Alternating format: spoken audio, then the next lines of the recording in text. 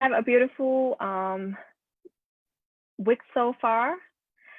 And some of you I have the privilege to have known through Murshidah before. Say hello again. Just to say hi in a chat box to us. And I would love for everyone to just mute themselves. And I would just going to unmute Murshidah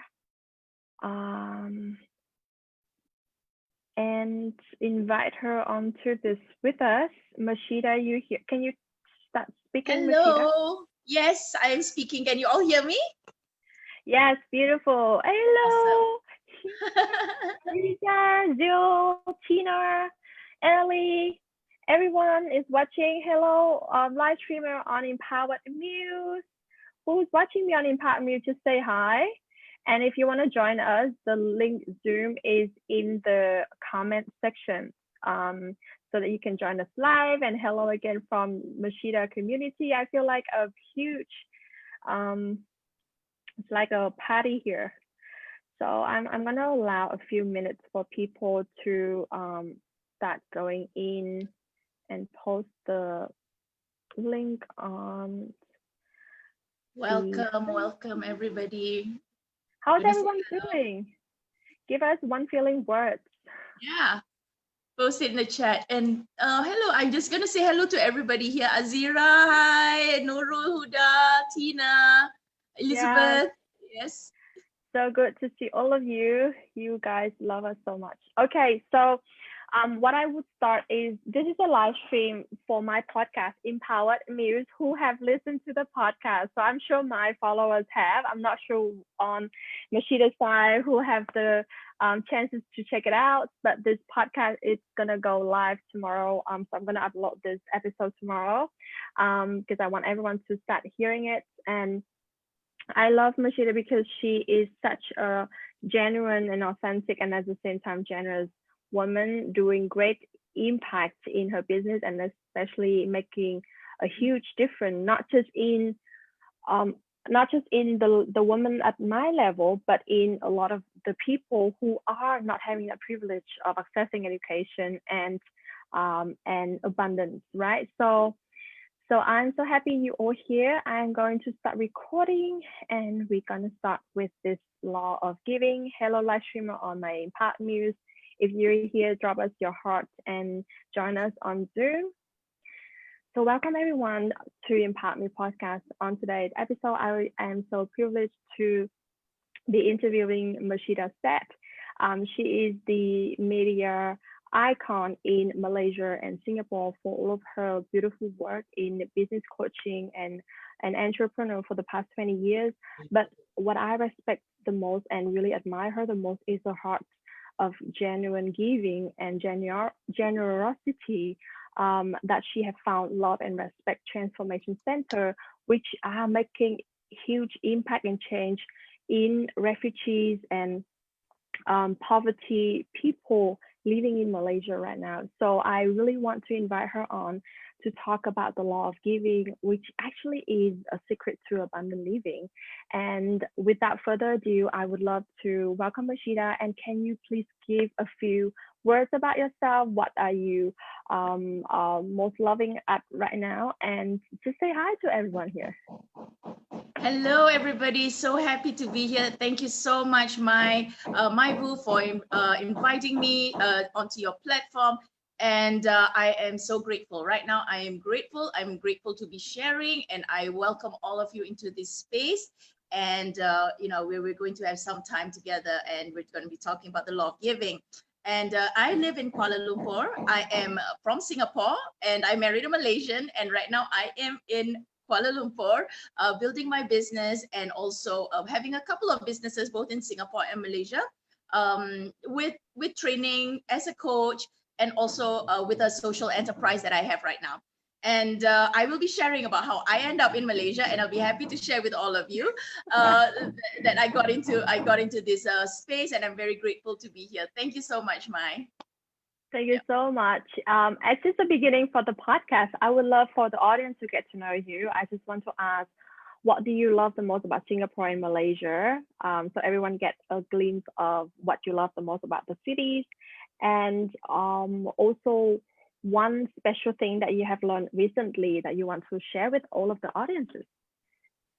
Okay, thank you so much for that question. Yes, I love both cities. I'm born, bred Singaporean, and Singapore is a place where I really built my knowledge, and also I learned to enjoy learning when I was in the University of Singapore, and that was when I really discovered what learning is all about. So that is what I love about Singapore, and I love the people, I love the energy, and I love the food as well. All right, now Kuala Lumpur is another city. Kuala Lumpur is a place where that was where I met a lot of heart-centered people, very relationship focused, and people with a lot of love. So with the knowledge, the structure of Singapore background, right, and that I've been raised, and with the people, the very heart-centered people that I met in Kuala Lumpur, I've learned to see the power in both of them, and that's what I love about this city, city, Kuala Lumpur city. And also the food is amazing. I mean, if any of you have not been to Singapore or Malaysia, I say do come. Yeah, we have a lot of delicious foods in Singapore and Malaysia, and I'll be happy to share with you what kinds of food are really amazing in these two cities. Yeah. Okay, and what about the new learning that I got, Mai? You asked me about that. Yesterday I was on another live. I was on another platform sharing about the poverty consciousness, right? And what I learned also, it is beyond money, about consciousness, about prosperity, and about poverty. And I would love to share this with you on how we give and we receive things other than money, right? And this also includes love. Can you give and you receive love? Can you give and receive food? Can you give and receive context, your knowledge? And these are all interlinked into how you manifest things and how you live your life, and how you live life with love and respect, yeah, in your life. And whether you know, are you happy? Are you making money? Are you attracting the right people? You know, these are things that is so interlinked, and I'd love to share this with you later on as well. Beautiful. Yes, it is so in the topic. And by the way, I love KL. I love Malaysian people. I have the privilege to meet many of Malaysian overseas students here when I was in university, and they were my best friend gang, you know, because they are so loving and genuine at heart, and just so sharing. I don't know, but I love Malaysia. I would love to revisit it again one day. So back to what You're you should so welcome, share. yeah. Yes, I'm gonna contact all of you. Back to what you just share about poverty consciousness. I think we're gonna talk about it at the very later on in the conversation. But what I found really inspiring when I heard your story was the manifestation story. So can we kick off with some of that manifestation story where everyone just understand why are you doing what you're doing right now?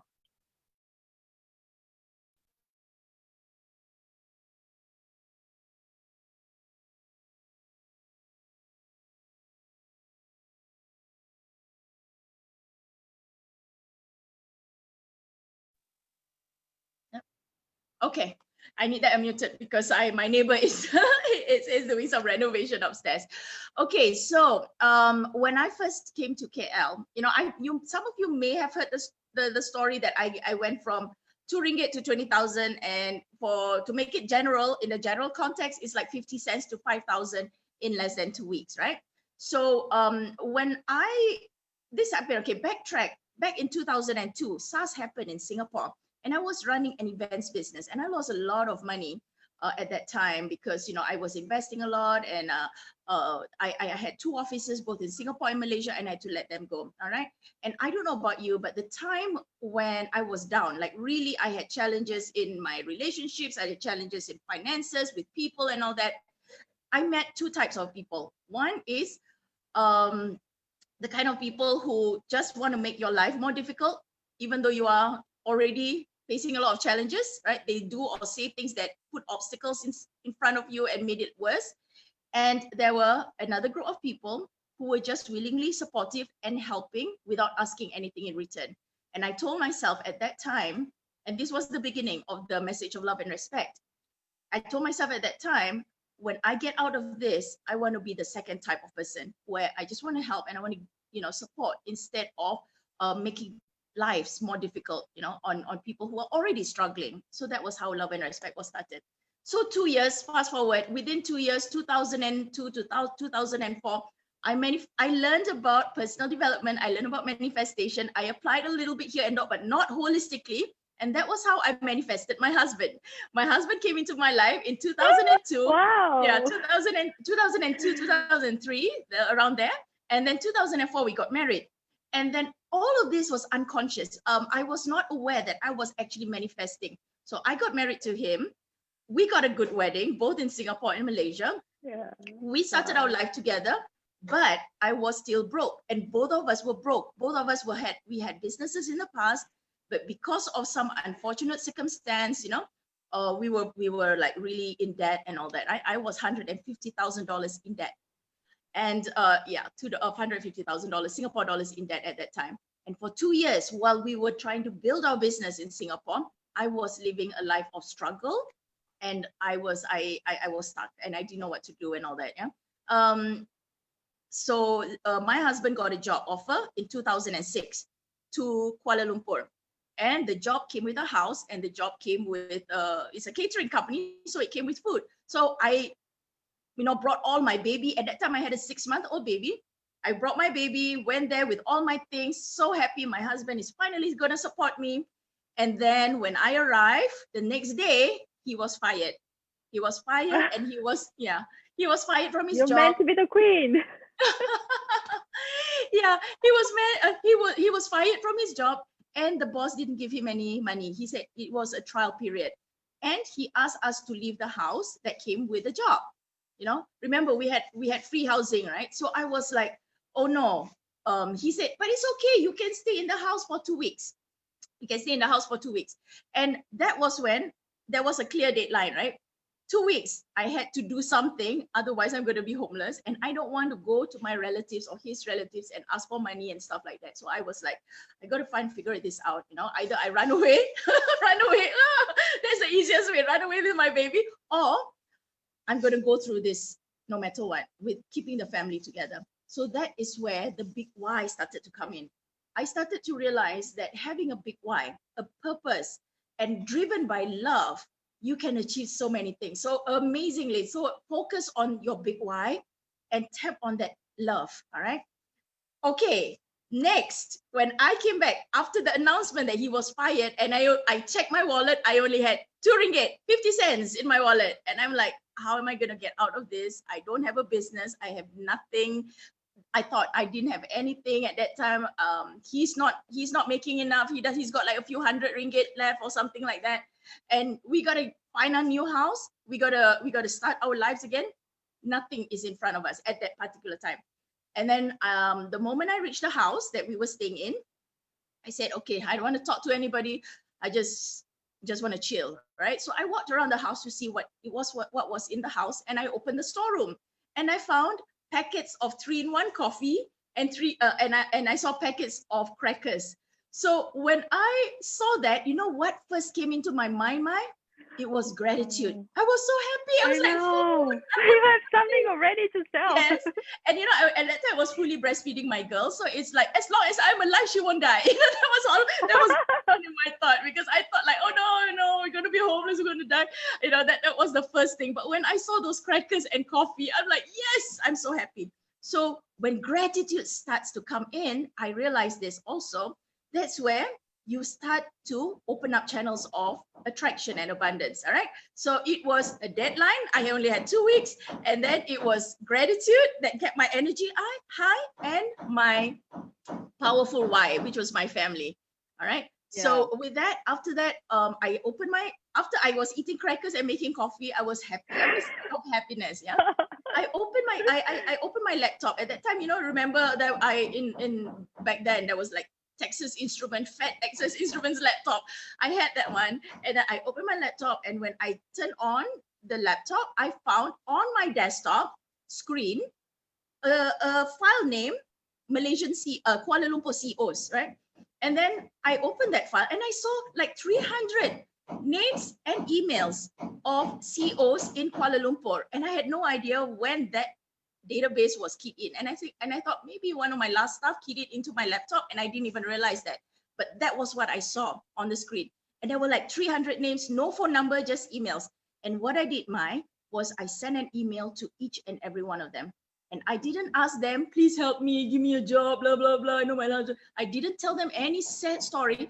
I asked them, can I meet up with you? I come from this background. I would like to see how I can be of service to you and see that we can work something out for a win-win collaboration or something like that. Nobody replied. I sent 300 emails in on that day itself. Nobody replied. But around 4 o'clock, about end of the day, 4 or 5 o'clock in the afternoon, the CEO of Napoleon Hill, yes, the Think and Grow Rich. Oh my God. The CEO of Napoleon Hill Associates, they publish the books here in Kuala Lumpur. She sent me an email saying, yes, I have tomorrow a window at 9 to 9:30. I'd love to meet you.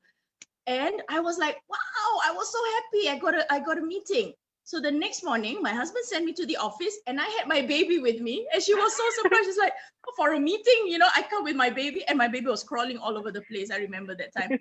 But when I was there, again, I didn't ask her, please give me a job. I didn't tell her any sob stories.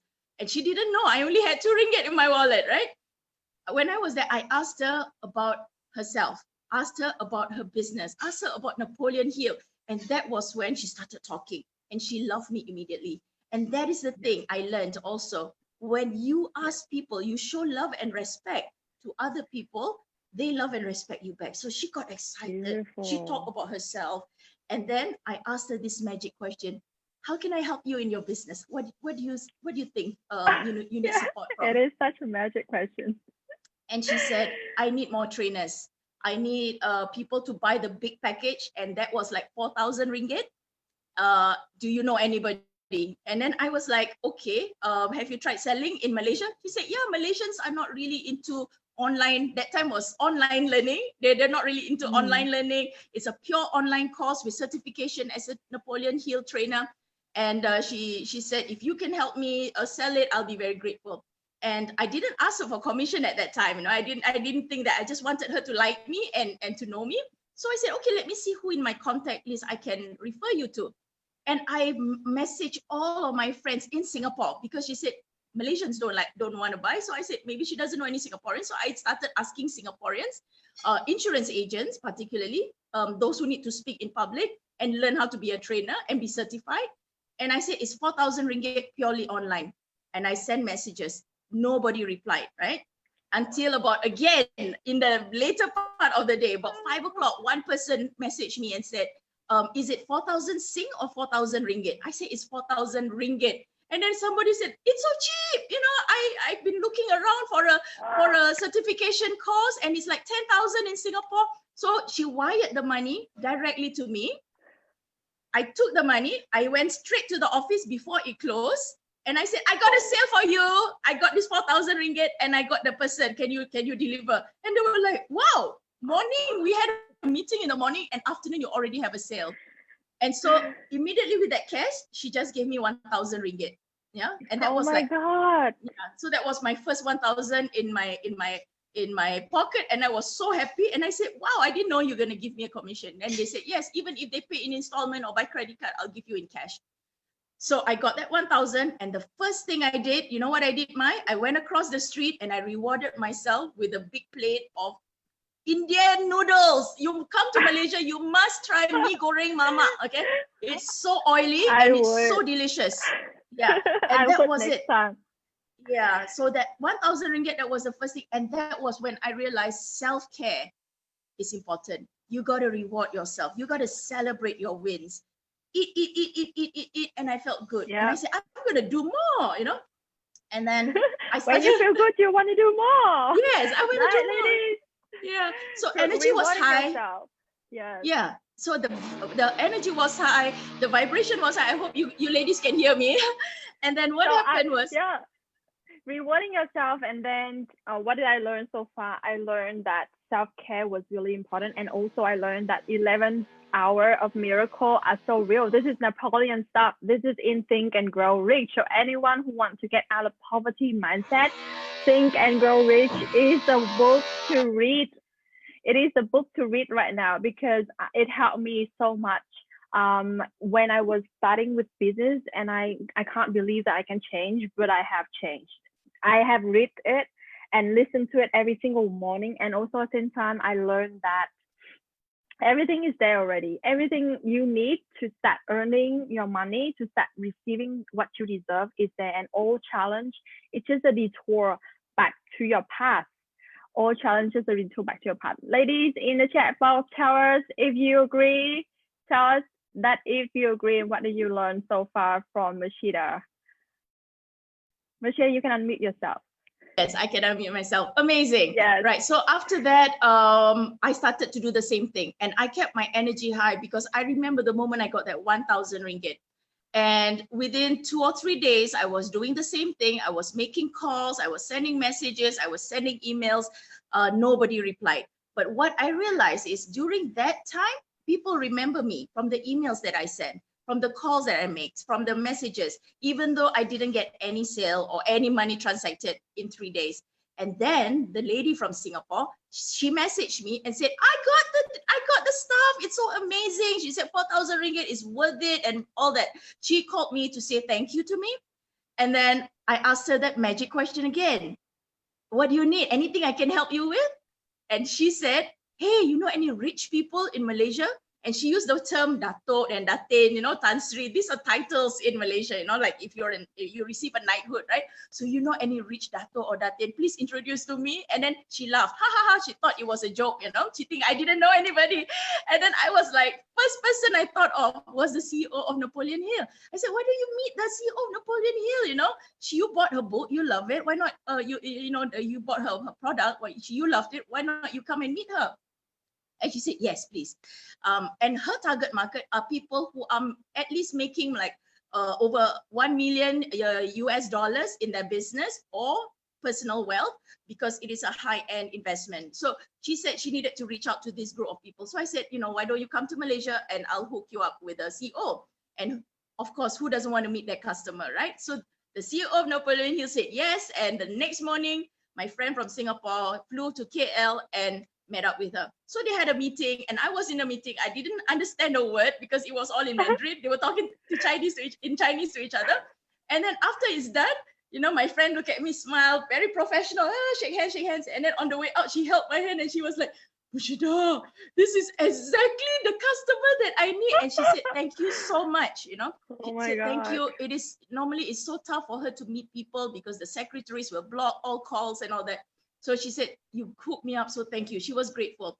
And then she said, you know, she knows about this product. She loves the investment package. She's going to transfer the money. Can I give you your commission upfront?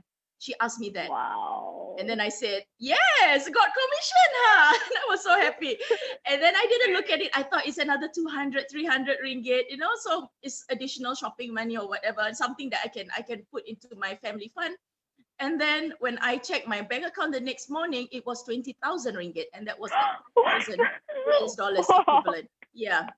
So with that money, we could get into a medium level apartment. You know, it was not a low income, apartment that was like run down or something. We had a decent apartment with security and a childcare center that I could send my daughter while I build my business. So that was how we started. And we started with this message that came in through my discussions with my husband, Zil. And we realized that this is what it is. The giving at that time, I didn't have money. I didn't have money to give.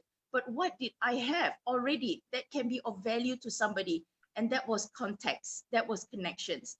And that was my giving to them, right? So, and it made them happy. So giving is so powerful. And when we realize this, the time and tested, every time we need to invest in a mentorship, every time we need to invest in a learning package, every time we need to invest in a higher level apartment or something, or school, right? Like my daughter goes to private school right now. It's a big investment as well. So every time we need to do that, we can manifest. And I always ask this question, who can we give in order for us to also be able to manifest this amount of money. Yeah. I And always that's why, ask myself that same question. I awesome. always ask And myself the same question. yeah, and I know you do. I know you do. Because of you're a very spiritual and heart-centered person. That's why, yeah. And that's where it brought me to the business model that I'm doing right now, and also helping other entrepreneurs to include that giving into their business model. So as they grow their business, it's already giving at somebody of either marginalized group, or through their business, they are already activating that law of giving. And that is where your business will actually grow. Yeah. What did I learn so far was I love your message. And beside the 11 hours and then all spiritual connection, I feel like the be of service energy, because when you showed up for both of your friends and then your Napoleon Hill CEO was just be of service. How can I help you?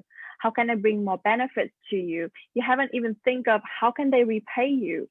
And I believe that being of service to other people, especially when we are entrepreneur, when we are coaches, when we know, when we wanted to be of service to other people, universe will show up and say, how can I be of service to you?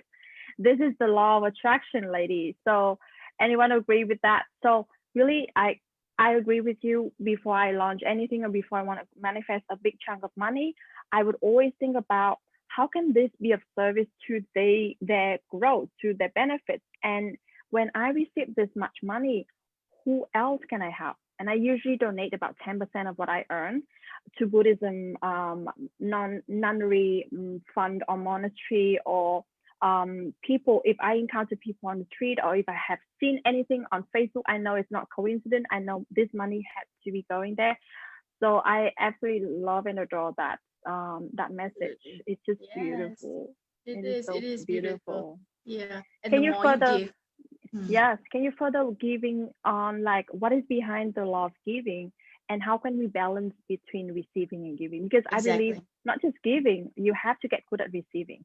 Yeah, exactly. So giving and receiving, the law of giving says the more you give and the more you will receive, right? So the more you give is the more you will receive, but you cannot receive when you're actually blocking that receiving, So it is an energy flow. It is an energy flow that when you give something, you will get back, and you must be grateful. You must be in that high vibe, high frequency in order for you to receive more and give more, right?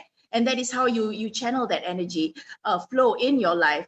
An example of some of the examples I actually mentioned yesterday when I was talking to this group of people as well, to a group of women as well, is that besides money, what other things can you give and receive? But note how you feel in your body energetically. Yeah. Okay, we'll start with money first because it's very easy and we are so used to this.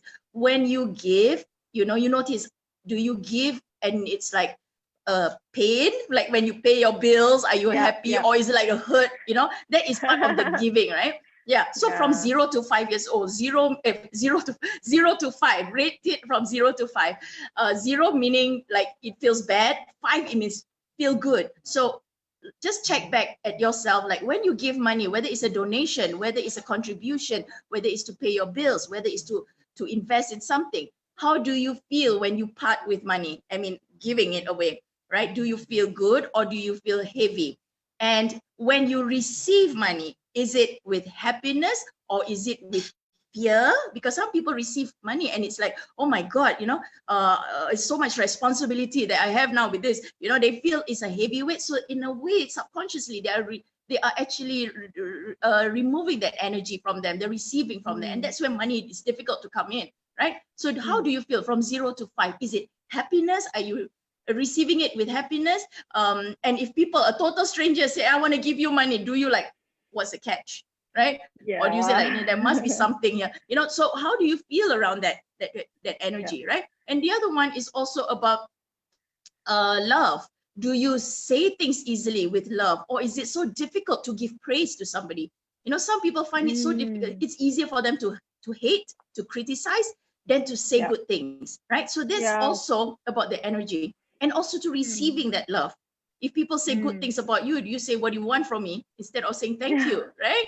Yeah. So again, note that as well, because again, this is energy block. The other one is food. When we give food to people, we feed food, we feed people, right? And I noticed this about the Buddhism culture, right? The Buddhist culture, like you do give food, right, to the monks Yes. in the morning. Yeah. So Yeah. that is also the act of giving and receiving, and also humility. And it is actually also activating that energy of flow with abundance. When you give food, is it like, oh, this is my order, don't touch my food, or some people are so particular, I bought this jar of peanut butter, it's mine only, don't you dare touch it. So is it easy to feed people, or is it like a pain? And also giving food, some like a friend of mine was sharing yesterday that her aunt wanted to cook for her, and she said, no, don't trouble yourself. They block that. But if Yes. somebody wants to cook for you, just say yes, come. Then I I won't cook, know. I'll And just eat yours. yes, and so good. Like you cook so well, and next day they want to cook for you again. Like absolutely work with men, especially men. Yes. So these are just examples of just to check back about that love of giving and receiving. And a lot of women, unfortunately, they give a lot and they're so afraid to receive. And this is so important. Women, we need to receive. It is in our nature to receive, right? Yep. Men, it Femininity is is in their about nature to receiving. give. Yes. Yeah. For women, it is a nature to receive. And we must activate this law of giving and receiving. So receiving love, receiving self-care, receiving being pampered, and receiving praise. Receive it and say thank you, and show gratitude. Don't block it away. Don't say, no, I'm not good. You are pretty, I'm not pretty. If somebody says, oh, you're so gorgeous. Oh, no, I'm so old. You are gorgeous. They can't receive any praise. So just receive it. And it doesn't matter whether it's true or not. I mean, the person said it, just accept it graciously. Yeah. Yeah. And especially if you are a coach, or if you are having like a good heart to share something really resourceful or helpful to someone else. I know everyone here have a really good heart because you are attracted to us. So I saw that a lot of what I found in my clients are they are good at giving, but really get bad at receiving. And usually they don't recognize that, especially when someone praised them, or friends thank them, or a client sending a thank you note, or someone wanted to ask them if they can work with them. They don't believe that they are that valuable, or they see it and they say, oh, like everyone else receiving that praise every day, and I just find it normal. But it is not. Like if that praise comes to you, really receiving it in your heart and say thank, regardless if they sign up with you or they don't, you help someone change, and you have to recognize that. You have to recognize that, and you have to really I believe that you can put on the scale, like here's my giving, so have I received anything today, and really finding what have you received today. I usually have a journal at the end of my workday. What do I receive today from my universe, from my mentor, from my clients, from my people, from my audiences?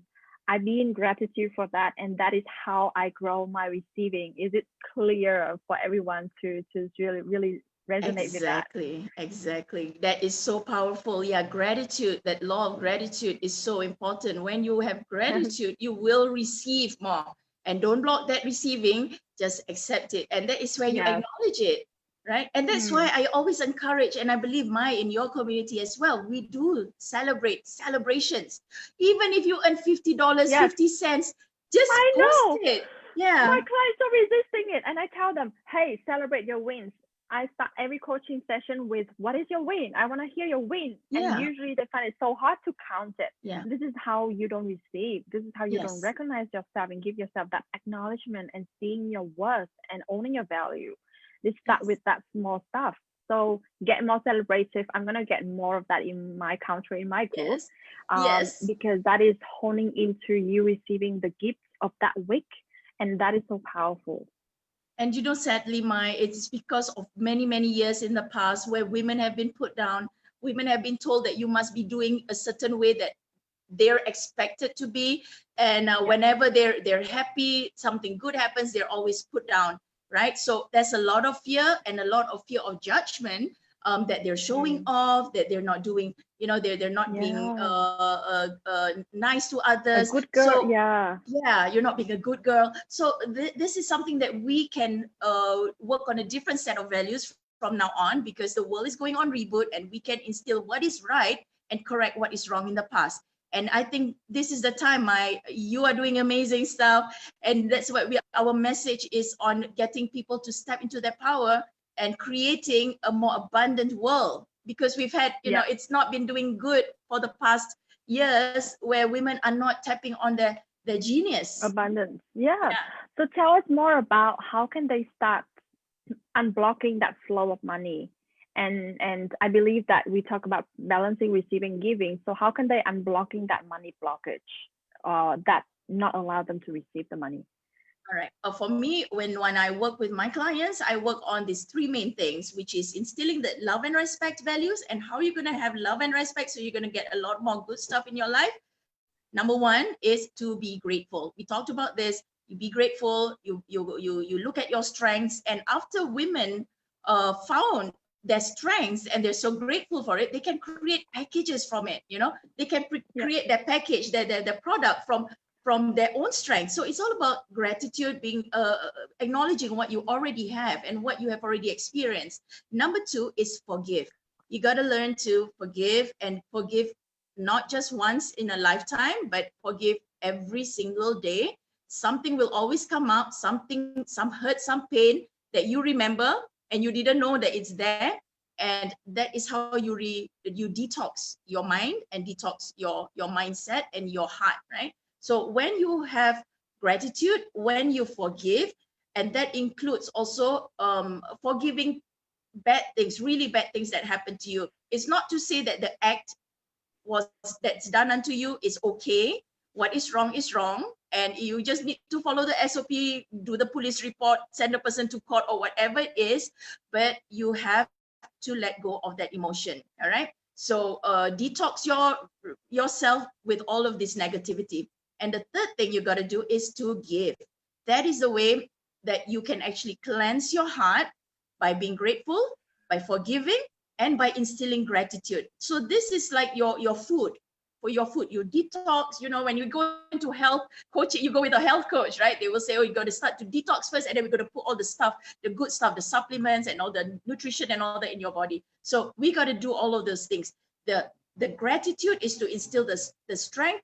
The detoxing is the forgiveness, and the giving is through the act of clearing your heart so you can attract more abundance in your life, right? So that is where you keep on activating. And always remember, the giving must come with receiving as well. Note this, yeah. Some people are only receiving. You will notice, like when you do business, there are people who only ask, "What's in it for me? What's in it for me? What's in it for me?" Right? Yes. Yeah, not realizing that is actually an energy block as well. So us as coaches, as spiritual entrepreneurs, we have to instill this in our SOP, in our community culture, so that you know, you put this as part of the whole system, your whole business model.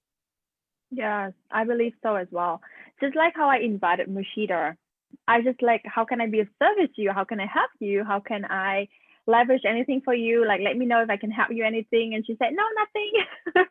But this is how we do collaboration, and this is how we want to model for you, that when you go with this mindset of, okay, so I'm going to ask this from her, but how can I help her instead? And you don't like compare yourself like, oh, I'm too small for her, I can't help her with that big money. But if she needs anything, she can tell you. And if you can deliver that, and that is what it is. So like, never compare yourself and never think so small of yourself, because may as well, just like how Napoleon CEO, they just need a trainer, and then you sign one trainer up for them. You are such like a bridge in between that, right? If Murshidah thinking like, oh, who am I to help a CEO of Napoleon Hill, then they can't make the sales, and her friend can't make the investment portfolio happening. Exactly. Don't judge people. You don't know. Yeah. Yeah. And also don't devalue yourself, right? Yes. Don't judge yourself. Just offer your help. Exactly. I see a question here from Nuro. But when I have it still... Oh, 30 people, 30 chats. I just saw that. Same. Yeah, people blowing up the chat. So we're gonna see if there are any questions. We already answer Ellie question on receiving and giving. Okay, So I think there's no questions left for us. So I Oh, just want thank to you so much for hear, all your sharing. yeah, beautiful sharing, ladies. I'm so loving this communities. Anyone who would love to get in connected with me, I'm just like live stream on Empowered News Tribe, and this Empowered News podcast is gonna be out. And I just wanna ask you one last question. If you were to advise everyone here one thing about abundance, one thing about that leaving a poverty mindset, what would you say to help them shifting from a scarcity into abundance and see there's endless of possibility? Because abundance for me is just seeing that you have more than two options. You have more than two options and you have more than two possible ways to go to where you want it to go. So what would you say to them? Okay. That law of giving. First thing you got to do is look around you and see who can I help, right? I'm just going to share something, and this is I've done this. I've released that fear also because I've done it. I didn't mention this before in other platforms, but I did one platform, and it was such a release. Yeah, I shared about the time back in the early 2000. You know, when we were facing financial challenges, I was also facing marital problems. So I was facing a lot of challenges with my husband, and we were not talking. So we're not really authentic and talking to each other properly and all that, until one day one of it and I was really seriously, I even if some of my really close friends, they know my intent. I really wanted to end the relationship. And what happened was his sister called one day, and my husband's sister is actually one doctor. She's a gynecologist now. She's a top doctor here in Kuala Lumpur. And at that time she called and she said, hey, I need some volunteers to help me take care of orphans. She delivers, children, and the next day they are abandoned. She can be delivering babies one day, and the next day the mother disappears, and the hospital is, yeah, stuck with some babies. And I thought it's just one or two babies. When I went to the orphanage, I saw like it's like a hospital bed. Like when we go to a hospital, you see all these newborn. It's like that. And these are newborn abandoned babies. Either they are abandoned in hospitals or they are abandoned in homes or toilets or jungles or something, and they were all there. And at that time, she was doing medical checkup for all of these orphans. So she needed some help, volunteers to feed the babies, give them baby food, and give them all their formula. And I brought my husband and my daughter at that time. She said, I need volunteers. So I said, okay, your sister need volunteers. Shall we go? So when we were at the orphanage, at that point, when I saw all of these orphans, and we were helping them, we were feeding them, and I look at my husband and I said, look, it's so small. Whatever those things that what's going on about what I don't like about him or whatever it was so small. And that was the time we didn't even say, we just made eye contact, and we were like, we had tears in our eyes. And from that act of giving, I tell you, my relationship with him is like, it's abundance of love starting to come in. And of course, I'm not saying because we are two different personalities, we do fight, but the love overcomes that. The purpose is so strong. So look in your areas of your life. What can you give and experience that? Even if it's to go down and feed someone hungry, or visit someone homeless, or visit somebody who is like a weak or alone, or somebody, just have a talk to them and do something. If you can just do one act of that, you will be amazed how your mindset shifts, your whole experience with that shifts. Yeah. And that's where you start to attract. Yeah, so I'm so grateful. And now when people also come to me and say, oh, I'm having a challenge with my husband and all that, and if it's not anything serious, like there's no cheating, there's no like like the abuse or Totally all that kind of abused. thing. Yeah. Yeah, so I say, then do charity work together, do something together that you Yeah. can live together. And you know what, most of that, after that, the whole family, it's fixed. Yeah. And I believe so as well, because I just have a chill on my shoulder when you talk about it. And um being in there, you recognize how much abundance you are having already. Those babies doesn't know how to protect themselves, that doesn't know how to feed themselves, yet doesn't have anyone to be dependent on. And you are here to others having people to depend on, and especially your baby girl. I believe it is so powerful. And I just want to share one thing, because you just shared something so vulnerable.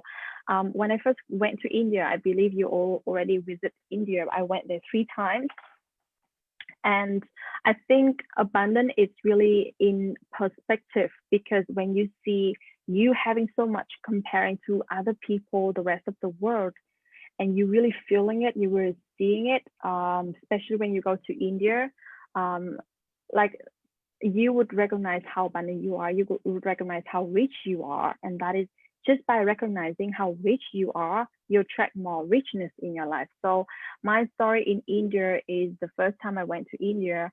I knew that India was busy, but I didn't knew that India was that significant, incredible. It's absolutely incredible. People sleeping under the bridge like home, like those are their homes.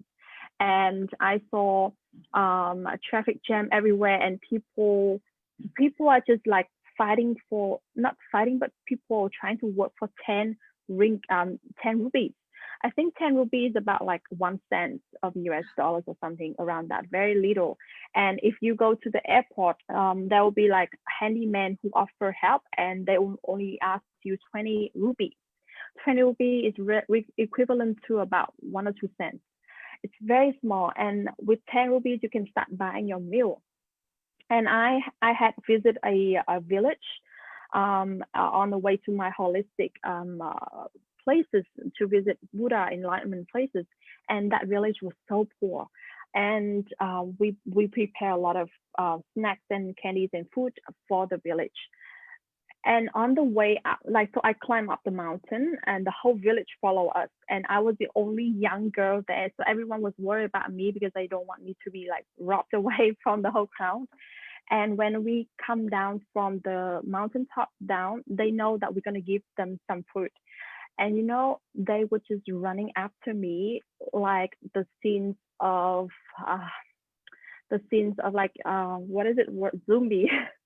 I'm Mm. not comparing those people as zombies, but there was that many, and there was that hungry, Oh. and it was just heartbroken to see. And we have like a whole bus, like a big bus of food, and we don't know what to do, because if we open the bus, then the tour guide was worried about our security, so we just had to like put all the boxes down, and then people just jump in and then grabbing it, and within like 10 minutes everything was gone. So it was really significant for me. I'm still remembering it, like you can hear in my voice, I'm still like shaking. But it was, for me, that moment was telling me that I have so much. I can buy my snack, I can buy my food, I have so much more. And I never again see myself as a Vietnamese woman that I'm poor, because usually we compare ourselves like we are a third world country, we are in Vietnam, like who we are. But when we in that perspective, and I was visiting incredible India, I was seeing how rich I am, and that Mm. richness filling my heart with gratitude about my life, that I was born here and I have both arms. Like in that village, a lot of the kids didn't have arms or legs. I mean, poverty comes with illness, right? So it was just heartbroken, but at the same time, allowing me to be so grateful. Anytime I go to India, I was just so grateful. And anytime I go to India, I left empty-handed, because I left everything back. Even if I don't wear anything, I just give it back. If I don't wear the scarf, I just left it back to the hotel. If I have like any rupees left, I was just giving it, and then I buy biscuits. And the dog on the street was so crowded because no one feeding them, and I just give away everything. And that is how I learned to be having the heart of giving. And when you give at the heart and you are not afraid of, you are left empty-handed, and you believe that tomorrow your plate is going to be full again. It's going to be full with rices, and you're going to be fed again. That is the moment of miracle. That is when you allow the universe to deliver more for you. Amazing sharing. I love that. I love Mm. that. Yes, it is. So that's So why us women, empowered women, we grow our business with a purpose, do amazing things with the money that you're going to create and adding value to your clients and to others at the same time. And I believe we all can transform the world. Yeah. Yeah. Thank you so much for everyone who tuning in here, who are here with us, who are listening to Empowered Meal podcast. I would love to hear your takeaways in Empowered Meals Tribe Facebook group, or tag us on Instagram at empowered.meals or at Murshidah said. And I just want to say goodbye to the podcaster. And I hope to see you in the next recording. And for everyone here, can we take a group photos? Because I love this sharing so much. It's such a beautiful vibe. I don't know how to do it. Murshidah, can you guide me? Because I'm using my phone. Can somebody there help? Is there somebody who can help take photo? Anyone can help. Anybody? Nurul or Kak Di? Samantha? Gina is here. Yeah. Okay, Gina is very good at taking photo. All right. Thank you so much. Yeah, she can. Yeah, and post in the group so that we can share with Maii and her community as well. Yes. Yes. All right. I think they are muted, so I'll say 1, 2, 3, so we can follow the time and smile. Oh, okay. 1, 2, 3. 2. Thank you. Anyone taking the photos? I'm not sure how to take the photos. We got the photos? Yes, yes. Can you share with me later? And I just put in the chat box my group for everyone to join the community. Empower Me is about empowering women, getting through fear, getting better in relationship, and facing the fear. And I love everyone here. Thank you so much for joining, all of you from Murshidah and from my community. I feel so much love today. I feel so honored to share this message with all of you. Thank you again for everyone's time, and I see you later. Bye. Thank you. Bye-bye. Thank you so much. Bye. I'm videoing. Okay, great. Looking good.